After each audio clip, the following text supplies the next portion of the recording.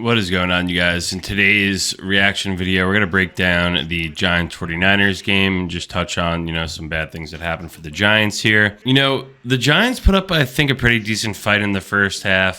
Five finally got his first sack of the year, but Five's a guy, I don't know what his deal is because a lot of the plays in this game, if you just watch what he does, he just flies upfield and takes himself out of every play. I don't really understand what he's going to, trying to achieve or get towards. And it really hasn't worked out for him too well this year, right? Because he got his first sack that Brock Purdy kind of stepped into. So also there was that bizarre call at the end of the game where Kayvon kind of just pushed Kittle and knocked him off his route a little bit, which could have been within 5 yards and should have been picked by Banks. But Kayvon, he just looks like he's in a weird spot. Him and Neal, those were two top picks that don't look very good.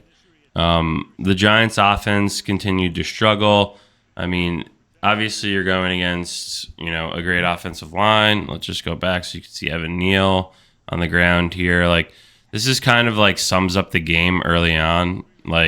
They're trying to even block him with two guys, right?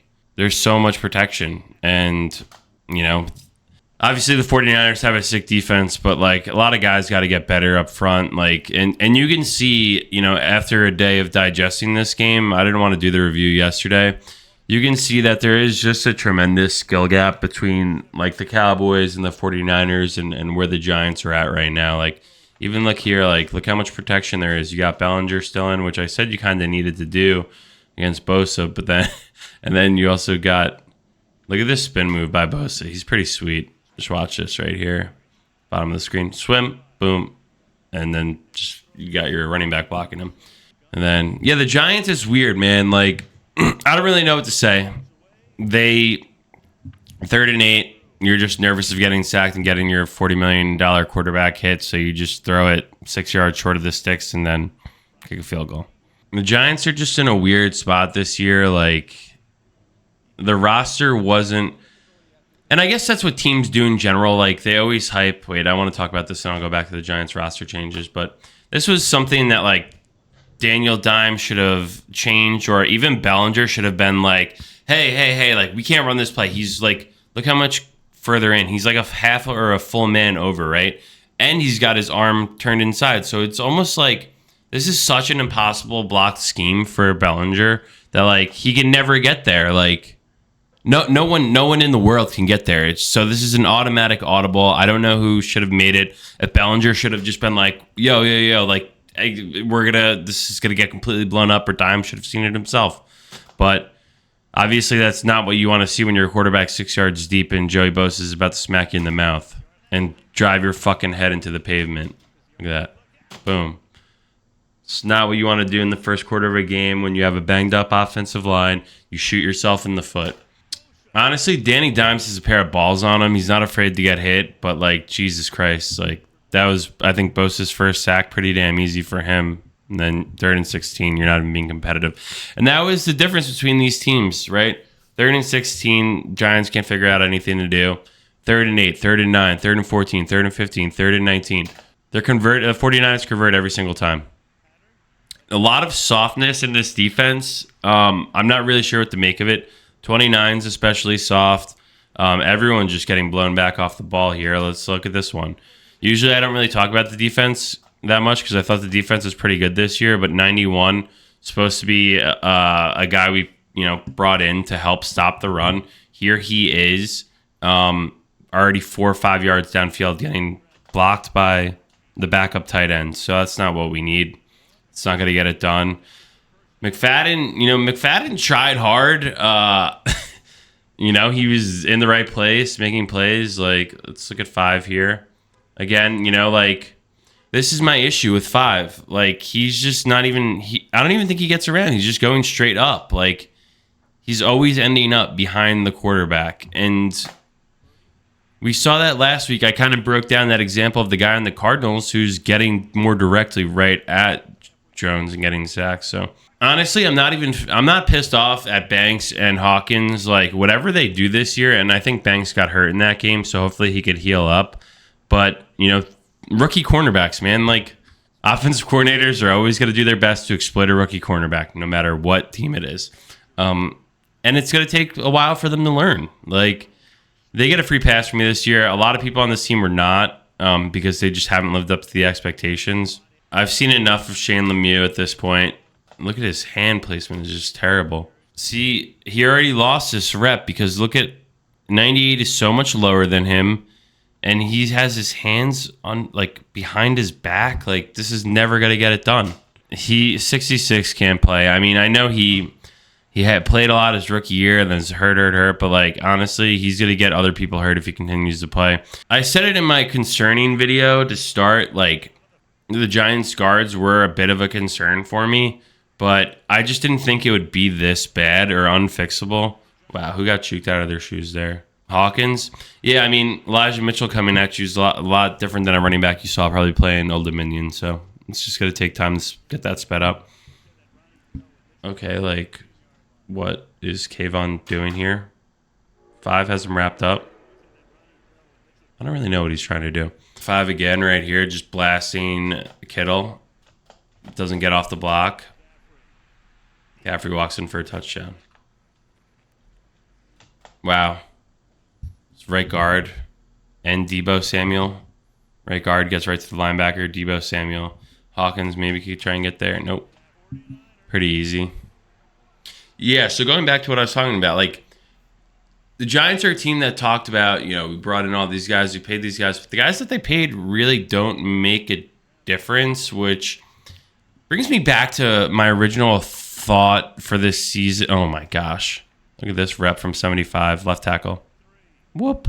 With a guy like Joey Bosa, you got, look, he has both hands come right at Bosa, and Bosa just smacks him away.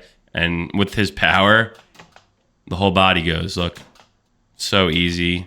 And then, you know what? You get beat like that immediately off the ball. Your quarterback's got to throw it in like 2 seconds. And it's not enough for these guys to get downfield. They aren't really, you know, you had Wan'Dale Robinson make his debut, but he's a speedy guy, but he's coming off an ACL injury. He probably needs a little bit of time, but everyone else isn't. These are all kind of like wide receiver threes. Darren Waller played not good at all. I don't really know. Like, everyone they thought that they were going to bring in to be helpful hasn't really transpired. Obvious, like, and I don't know what to do with Saquon. How do you justify bringing back a guy who can't really play that much, even though it sucks? Like, I don't think that, obviously, he got totally destroyed on. John Michael Schmidt's getting downfield. The Zudu's guy should have been tackled. Good hard-nosed run by Breda there. Made it look much easier for a touchdown than probably should have been. Paris Campbell doesn't do much. Slayton doesn't do much. Like, and I saw people online talking shit about like how this is all Danny Dimes' fault. Like, honestly, if you do think so, you're not watching the games. You just always were against him and wanted to hate him because, like, how is this Daniel Jones' fault? The whole right side of the line is just getting caved into him, and almost 60 hit him with his ass. So, like, this was this tone that was set all night. It's just too much to really, you know, figure out. And I think this goes to show you, obviously, the skill gap. This was a major problem, the soft tackling. But similar to the Cardinals game, guys behind the linebackers, McFadden and Okereke, running wide open. Soft tackle, soft tackle, soft tackle, soft tackle. I mean, does McFadden have to make every freaking tackle? Like, this is a pretty embarrassing effort from a lot of the guys in the Giants secondary that I don't know. I don't know what you say to them. I think that has to be addressed. And I think it's embarrassing, to be completely honest with you, some of the efforts on this defense. And the defense I thought was going to be okay this year, but clearly not. And obviously, maybe I am overreacting a little bit, but fuck, I want the Giants to be good. The 49ers are one of the best teams in the league, and we really can't compete with them. Cowboys kicked the shit out of us. Cardinals kicked the shit out of us, and they're the worst team in the league for 2.5 quarters. So I don't know. I don't know if it's a coaching thing. I think it just seems to be like they brought in these guys that don't really do much. And, Here you are in the third quarter with 2 minutes left. Danny Dimes has been smacked in the fucking mouth multiple times this game. And then you got Armstead, who already has like 4 or 5 sacks this year, destroying the fucking right guard after 1 second. One. Passed him. Got to chuck it up. 3rd and 9. Not going to win many games if that's what we have to do. I think that's what pisses me off the most, too. It's like other teams make shit like this look so easy versus us when we struggle to even get a yard. So, yeah, everyone kisses Joe Shane's ass about all these moves that he's made, but obviously going into the season, the offensive line was a glaring issue, and this is what the Giants did with Flowers. They expected him to get much better. It didn't happen. Is this going to be the case with Neal 2.0? Like, I'll probably cry if it does because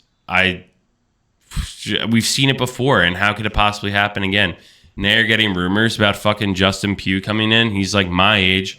I don't even know the last time he's played. But fuck it. Bring him in. Who cares? Because he's better than McKethian. He's better than Lemieux, for sure. Lemieux shouldn't be on this team anymore. Getting his ass kicked again. Lucky that's not an interception. Brederson, Gawinski. I'm sick of these guys. I don't want to see him play anymore. This is what happens with me. When I watch a full season of Giants football that sucks, I get to a point where I don't want to see guys play anymore. And all 4 of those guards I mentioned, I've seen enough of. I don't want to see them play anymore. It's not going to work out for them this year. So you have to figure out an alternative solution. And this is me talking week 3.